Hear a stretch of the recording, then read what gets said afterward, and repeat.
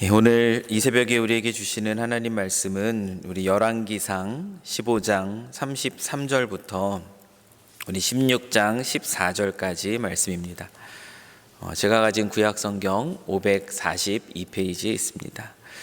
열왕기상 15장 33절부터 우리 16장 우리 14절까지의 말씀입니다. 다 찾으신 줄 알고 저와 여러분이 다 함께 봉독하시겠습니다. 유다의 아사왕 셋째 해에 아이야의 아들 바아사가 디르사에서 모든 이스라엘의 왕이 되어 24년 동안 다스리니라. 바아사가 여호와 보시기에 악을 행하되 여로보암의 길로 행하며 그가 이스라엘에게 범하게 한 그 죄 중에 행하였더라. 여호와의 말씀이 하나니의 아들 예후에게 임하여 바아사를 꾸짖어 이르시되 내가 너를 티끌에서 들어 내 백성 이스라엘 위에 주권자가 되게 하였거늘 내가 여로보암의 길로 행하며 내 백성 이스라엘에게 범죄하게 하여 그들의 죄로 나를 노엽게 하였은즉 내가 너 바아사와 내 집을 쓸어버려 내 집이 느밧의 아들 여로보암의 집같이 되게 하리니 바아사에게 속한 자가 성읍에서 죽은즉 개가 먹고 그에게 속한 자가 들에서 죽은즉 공중에 새가 먹으리라 하셨더라. 바아사의 남은 사적과 행한 모든 일과 권세는 이스라엘 왕 역대 지략에 기록되지 아니하였느냐.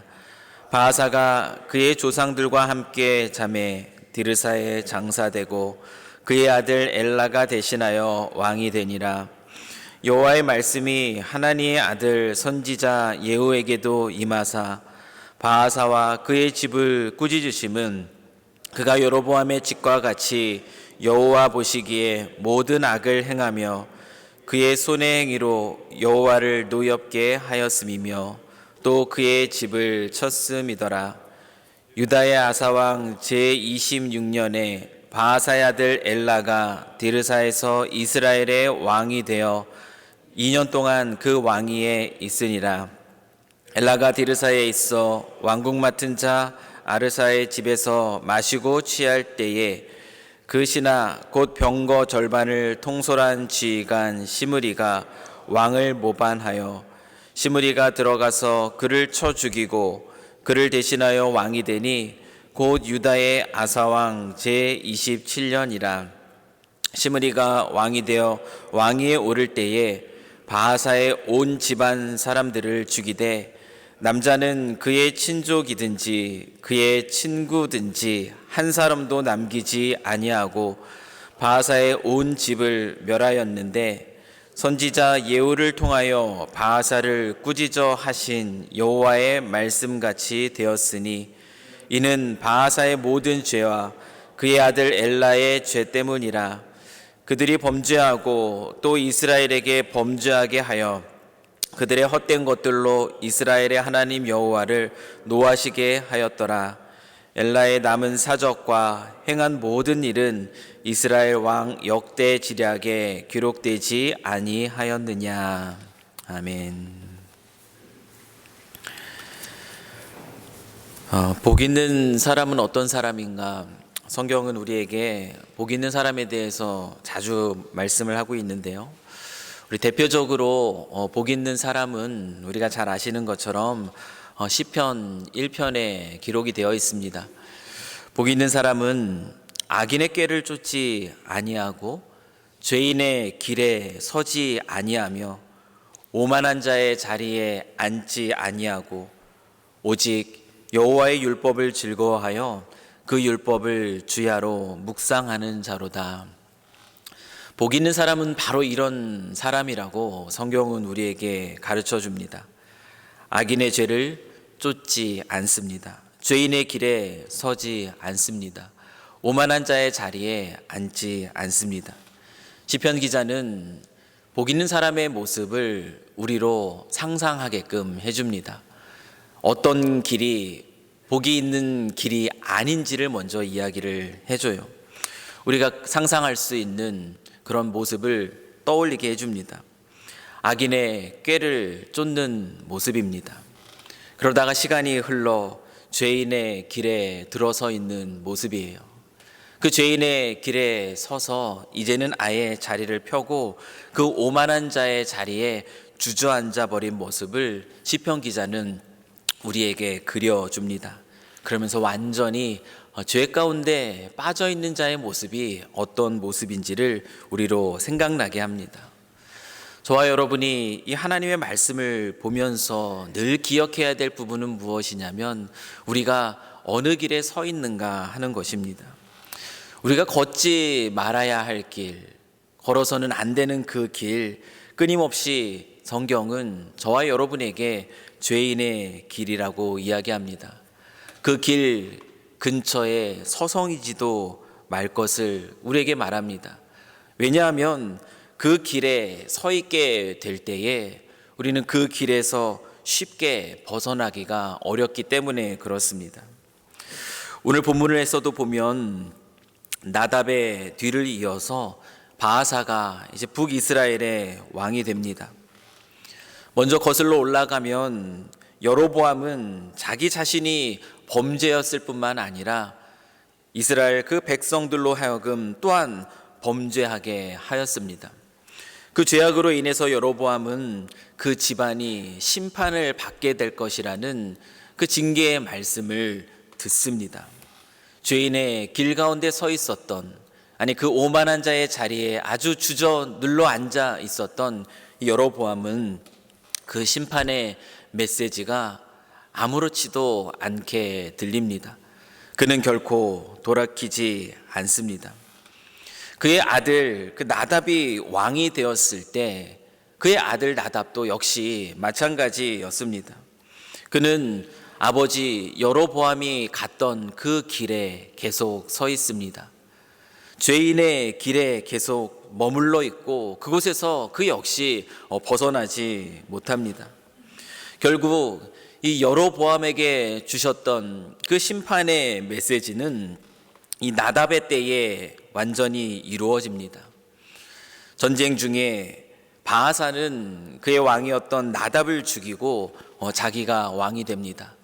이 바하사는 그 의로운 마음 속에서 이 나답이 여호와의 길에서 벗어난 그 모습을 보고 그렇게 나답을 죽이고 왕이 되었는가? 결코 그렇지 않습니다. 그의 뒤에 있는 모습을 보면 그 역시 또 한 사람의 죄인에 불과합니다. 자기의 욕심을 따라 나답 왕을 죽이고 자기가 왕이 됩니다. 그리고 그는 심판의 도구가 됩니다. 그가 나답을 죽이고 왕이 되어서 한 일이 무엇이냐면 여로보암의 온 집을 쳐서 멸한 것입니다. 자기 자신도 모르는 사이에 그는 여호와의 말씀이 성취되는 그 심판의 도구로 사용되고 있습니다. 바하사를 통하여 여로보암 가문에 대한 그 죄인의 길에 머물러 있던 그 가문에 대한 결코 돌이키지 않았던 그 가문에 대한 심판이 이루어집니다. 그 일은 바하사에게도 계속 이어집니다. 그도 여전히 여로보암의 그 길 가운데 머물러 있습니다. 여호와 보시기에 악을 행했다. 오늘 말씀은 우리에게 가르쳐주고 있고 그 역시 여로보암의 길, 그 죄의 길에 서 있는 것을 보게 됩니다. 하나님은 이 선지자 예후를 통하여 심판의 메시지를 이 바하사에게 전합니다. 이것은 바로 하나님의 은혜입니다. 그에게 기회를 주시는 겁니다. 하나님은 한 번도 성경 말씀을 보면 그냥 어떠한 경고도 예고도 없이 심판하지 않으십니다. 늘 그 백성들에게 하나님 말씀을 주시고 듣고 깨닫고 돌이키를 원하는 그 은혜의 시간들을 허락해 주신다는 겁니다. 하나님은 이 예후를 통하여 그 악한 왕이었던 이 바하사에게 한 번 더 기회를 주십니다. 너를 티끌 같은 곳에서 들어서 정말 보잘것없는 그 인물이었던 것 같아요. 근데 그를 세워 이스라엘의 주권자가 되게 하신 것 하나님이십니다. 너를 티끌에서도 정말 보잘것없는 내가 왕의 자리에 오르게 하였는데 그 예후를 통하여 그 심판의 메시지를 전해주고 있습니다. 그런데 그는 그 가운데에서도 여전히 죄인의 길에 서 있습니다. 하나님은 그럼에도 불구하고 은혜를 더 베푸시는 모습이 오늘 우리가 보고 있는 모습이에요. 북이스라엘의 왕입니다, 바하사는. 그런데 그에게 보낸 선지자는 남유다의 선지자입니다. 남유다의 선지자를 보내서, 왜냐하면 그 땅에는 제대로 된 선지자가 아마 없었던 것 같습니다. 이 남유다의 선지자를 보내서 어떻게 해서든지 그 당신의 사랑하는 백성 주께로 돌이키고 그 복 있는 자의 길에 서게 하기 위해서 하나님은 선지자를 보내셔 심판의 메시지를 전하며 그로 하여금 하나님께로 돌아오라 말씀하십니다. 선지자 예후는 그렇게 하나님의 말씀을 받아 바하사를 꾸짖습니다. 뒷갈과 같은 내가 그 이스라엘의 주권자가 되게 하셨거늘 내가 여로보암의 죄에 대한 심판의 도구가 되어놓고선 너 역시 어떻게 그 여전히 그 죄 가운데 머물러 있는가? 내가 여로보암에게 행했던 그 모습 그대로 네가 돌이키지 아니하면 그 심판이 바로 너의 가문에게 임할 것이다 라는 그 강력한 꾸짖음을 듣습니다. 그러나 우리가 아는 것처럼 이 바하사는 그 꾸짖음 앞에서도 그 죄인의 길, 그 길에서 돌이키지 않습니다. 하나님이 그에게 주신 은혜의 기회를 그는 또 이렇게 날려버리고 있습니다. 바하사의 아들이 엘라가 왕이 되었을 때 성경은 그에 대한 평가마저 포기해버리고 있습니다. 왜냐하면 그 역시 그 아버지 바하사의 길, 또 그의 선대 왕이었던 여로보암의 길, 바로 그 죄인의 길에 여전히 그대로 있었기 때문입니다. 짧은 2년의 통치 기간이 그의 악함을 또한 보여줍니다. 그가 취해 있을 때에 그의 신하 시므리가 또 왕을 죽이고 대신 왕이 됩니다. 그리고 시므리는 바하사가 그 여로보암에게 했던 것처럼, 아니 그보다 더 잔인하게 그의 가족들뿐만 아니라 그의 친구가 되기만 하면 남자는 모두 다 멸하여 버립니다. 하나님의 그 심판의 예언은 성취가 되었습니다. 낭떠러지로 이끄는 그 진입금지의 길을 이 모든, 지금 우리가 오늘 본문 속에 보고 있는 이 모든 왕들은 그 길을 끝까지 달려버립니다. 어떻게 하나님의 이 강력한 그 심판의 메시지를 들으면서도 계속 그 멸망의 길에, 그 죄인의 길에 계속 머물러 있을까? 그 여로보암의 모습 속에서, 그 나답의 그 죽는 그 모습 속에서 그 모습을 보고도 바하사는 돌이키지 않고 또 그 엘라 역시 돌이키지 않고 결국엔 또 멸망에 이르는 이 모습을 우리가 볼 때에 우리는 질문을 던져요. 어떻게 하나님의 이 심판의 메시지를 듣고도 계속해서 그 죄인의 길에 서 있으며 결국 그 멸망의 길에 이를 때까지 멈추지 못하는가? 그것이 바로 죄인의 길의 달콤함이고 그 죄인의 길의 강력함입니다. 우리가 좋은 산을 하이킹을 한다고 하면은 그곳에는 참 보기 좋은 아름다운 장면이 펼쳐지는 곳, 사진을 찍기에 너무나 좋은 곳이 있습니다. 그러나 그곳은 항상 들어가지 마시오, 진입금지 표시가 있습니다. 너무나 아름답고 그곳에 들어가면 정말 그 아름다움을 내가 더 많이 누릴 수 있을 것 같지만 위험하기 때문에 그렇습니다. 이 죄인의 길이 이와 같습니다. 죄인의 길은 달콤합니다. 죄인의 길은 그리고 그곳에 들어서면 강력합니다. 그 자리에서 혼자의 힘과 혼자의 능력으론 결코 벗어날 수 없습니다. 오늘 우리가 보고 있는 이 말씀 속의 이 왕들은 그 달콤하고 그리고 그 강력한 그 죄인의 길에 서서 결국 그 낭떠러지 끝까지 달려간 그 왕들의 모습입니다. 그렇다면 과연 이 길에서 돌이킬 수 있는 그런 방법은 무엇이 있을까? 이 죄인의 길에서 그 달콤함과 그 강력함으로부터 돌이킬 수 있는 방법은 오직 한 가지밖에 없다고 성경은 우리에게 가르쳐 주고 있습니다. 그것이 무엇이냐면 바로 하나님의 말씀입니다. 시편 1편의 2절 말씀을 다시 한번 기억해 보십시오. 이 복 있는 사람은 어떤 사람이라고 말씀을 드렸습니까?